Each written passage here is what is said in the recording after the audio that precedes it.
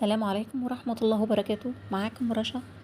الفيديو بتاعنا النهاردة سهل وبسيط جدا. لو عندك لفة جلاش ومش عارفة تعملي بيها ايه، طلعيها من الفريزر وتعالي معايا فورا. هنعمل بيها أبسط فطيرة وبمكونات سهلة وبسيطة جدا وموجودة في كل بيت. نبدأ بسم الله مع بعض. معانا بولة فاضية طبعا، نص كوباية لبن، ونص كوباية زبادي، ومعلقتين زبدة كبار، ومعلقة كبيرة بيكنج باودر، تونة، وده حسب الرغبة، ودي جبنة موتزاريلا. احنا ممكن نحشيها اي حاجة. انا وولادي حابين ناكلها بالتونة. هنبدأ بسم الله. اول حاجة هنضيف اللبن، وبعدين هنضيف الزبدة. الفطيرة اللي هنعملها دي لو حابة تحشيها اي حاجة، ممكن اي حاجة موجودة عندك في التلاجة، ممكن سجق، ممكن جبنة، بس ممكن شاورمة فراخ، شاورمة لحمة، زي ما تحبي. اي حاجة موجودة عندك في التلاجة ممكن تحتفيها جوه الفطيرة دي. كده ضفنا الزبدة مع بعض. تالت حاجة هنضيف الزبادي،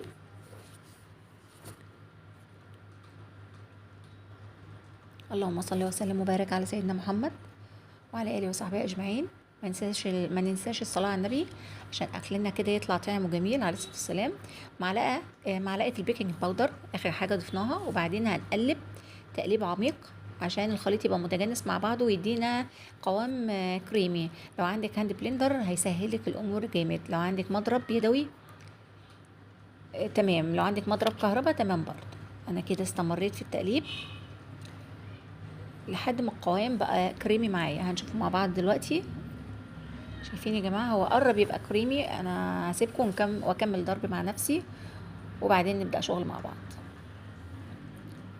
كده بعد ما القوام بقى كريمي معايا، حضرت صينيه مقاس 32. هندهن اول طبقه في الصينيه من تحت زي ما انتم شايفين كده. هندهن الصينيه كلها، هنديها دهنه حلوه كده. اللهم صل وسلم وبارك على سيدنا محمد وعلى اله وصحبه اجمعين. دي كانت اول طبقه. بعد كده هنحط اول طبقه من الجلاش. ادي اول طبقه معانا هنحطها. بعد ما حطيناها هندهن طرفها، يعني النص هيبقى بره الصينيه والنص التاني جوه الصينيه. هندهن النص اللي جوه الصينيه بالخليط اللي احنا عملناه مع بعض. تمام. انا هنا حطيت ورقه في قاع الصينيه عشان يبقى كله متساوي، ودهنتها برضو. ادي الطبقه التانية وهدهن نصها برضو. يا ريت ما تنسوش تدعموني بالاشتراك في القناه وتفعلوا الجرس على الكل،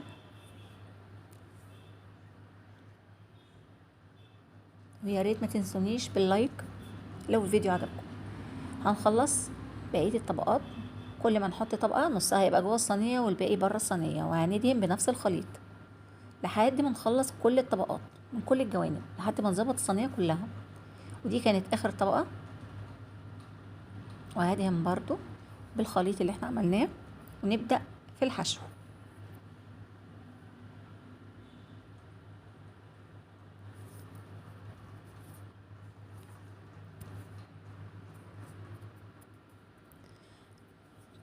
الفطيره دي يا جماعه لو حبينا مسكرها ممكن بدون حشو، ممكن تحطوا عليها سكر على الخليط، سكر، وتعملوها بنفس الطريقه بدون حشو.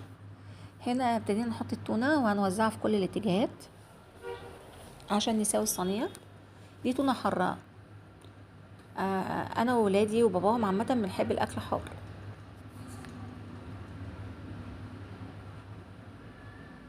بنسويها كويس. انتي ممكن تستغني تماما عن الفلفل، بس عشان زوجي ربنا يحفظه والولاد حابينها بتبقى تكون سبايسي. ادي الفلفل. هي شبه البيتزا نوعا ما. اللهم صل وسلم وبارك على سيدنا محمد وعلى اله وصحبه اجمعين. هي افضل الصلاه والسلام. تمام كده. وبعدين هنحط الطبقه الاخيره موتزاريلا. عايزه تستغني عنها عادي. مش موجود عندك موتزاريلا ممكن تستبدليها باي جبنه، ممكن جبنه رومي مبشوره عادي. على فكره الجبنه الرومي بتدي قوام حلو جدا برضو في المطه بتاعتها. انا هنا الجبنه الموتزاريلا ما لحقتش تفك معايا، عشان كده هتلاقي فيها كتل شويه. تمام كده. بصوا بقى، كل طبقه من الجلاش هنقفلها على جوه الصينيه وندهنها. مش هنقفل على طول، لا، كل ما نقفل طبقه ندهنها زي ما انتم شايفين كده معايا. انا هنا قبل ما ابدا بالطبقه الاولانيه حطيت برضو ورقه جلاش فوق الحشو، وبعدين نزلت اول طبقه ودهنتها بنفس الخليط. تحفه يا جماعه، والله العظيم جربوها هتعجبكم جدا. سهله وبسيطه ومكوناتها موجوده في كل بيت. مش لازم نعملها بحشو والله يا جماعه، اي حاجه، اي حشو موجود عندك ممكن تحطيه. وهكذا هنبدأ ندخل كل الطبقات نديها على جوه الصينية وندهن بالخليط.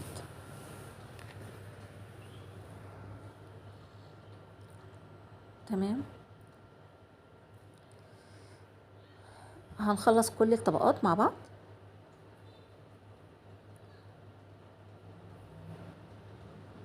مش عايزة اطول عليكم كده، انا خلصت الطبقات كلها، وبعدين هغطيها لمدة ربع ساعة تتشرب الخليط عشان تبقى طرية كده و... وبعدين ندخلها الفرن درجة حرارة عالية لمدة ربع ساعة. وهي النتيجة، بسم الله ما شاء الله ولا قوة الا بالله. تحفة يا جماعة، وبألف هنا على قلبكم. يا رب يكون الفيديو البسيط ده عجبكم. يا ريت ما تنسوش تدعموني بالاشتراك في القناة وتفعلوا الجرس على الكل، ويا ريت ما تنسوش تدعموني بدعوة حلوة من القلب. والسلام عليكم ورحمة الله وبركاته.